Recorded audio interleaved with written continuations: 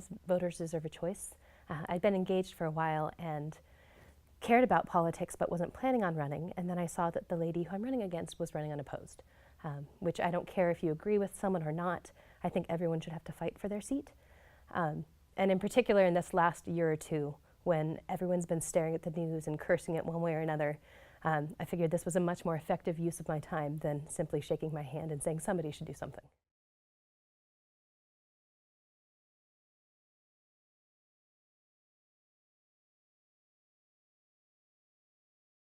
So I am open to all sorts of answers to that. We are in a huge fiscal crisis and we cannot afford to pass it on to the next generation. I think cutting the PFD hurts the poorest the most. I think it's one of the hardest ways to make up that budget deficit. But I understand, especially this last year, why Governor Walker did so. But I would appreciate if the legislature did their job and got a budget that works for everyone without having to go overboard, and so that we don't even have to think about cutting into the PFD.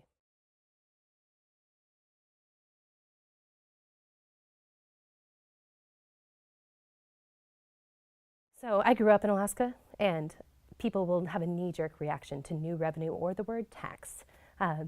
But we can't be a one-trick pony anymore. We can't rely on oil to provide all of our income.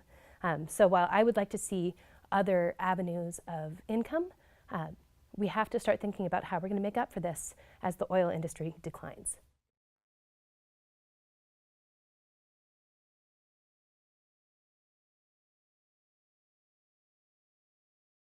So my number one issue of this election is to reduce the rate of domestic assault, violence against women, and rape in the state.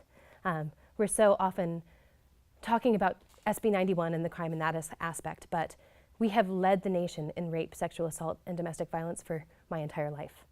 Over 30 years that we've been number one or number two.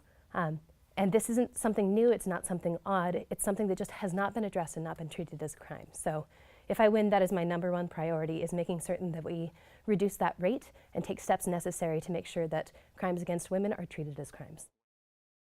So I would like to see specifically in rape, we have had some progress in getting funding for rape kits to be tested, but there's still a backlog of rape kits, over 3,000 rape kits, because they can't be tested in state. They have to be sent off, and many of the labs required to, or available to do this are backlogged as well, because it's a problem nationwide. As a state that's led the nation for 30 years, we need to have labs that can test these rape kits. We also need to make sure that once they are tested, we prosecute rapists. It's so easy to get them tested and then do nothing with it. And we've seen incredible success with like retail blitzes and blitzes trying to get rid of people who have been stealing cars. I want to see that with rape. And once we test these kits, make sure that we go after the victim or go after the rapists.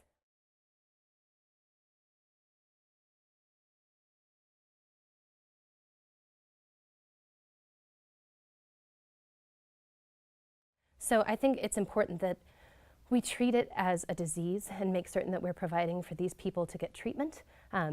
Whether or not you think of it as a criminal act, treating them as criminals will not stop their addiction.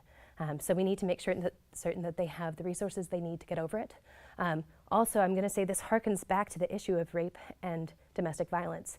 Rape victims are something like 26 times more likely. I'd have to look at the stats, but you can find them on STAR's website, the Standing Together Against Rape. But significantly more likely to abuse alcohol and significantly more likely to abuse opioids.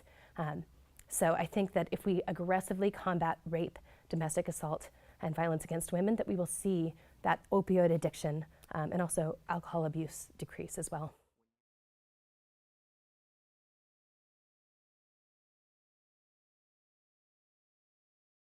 So mostly when I introduce myself, I'm from Chugiak. I grew up in Chugiak, and often we have had this same sort of representative the whole time I've lived there.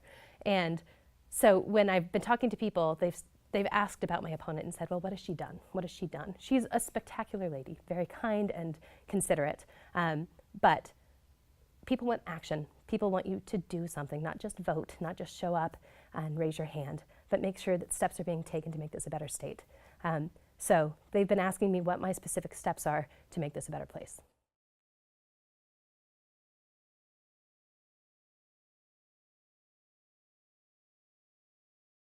First, I think we need to take the reins off of industries that are growing and doing well. We have already seen millions of dollars, if not more, of tax revenue from cannabis industry and from new breweries and alcohol distilleries. I would like to see that be able to grow. We currently have a lot of restrictions, whether it be drink limits or being able to consume on site. I think we need to be careful about how we grow those industries, but we need to let them grow.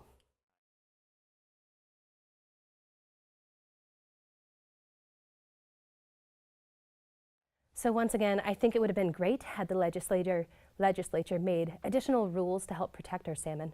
But they haven't, and people have pressed for that, and that has not happened. And especially since nationally we have been seeing a decrease in protections, whether it be the EPA or elsewhere. I think it's very important that we make sure that we make up for those decreases in regulations federally and protect our salmons locally.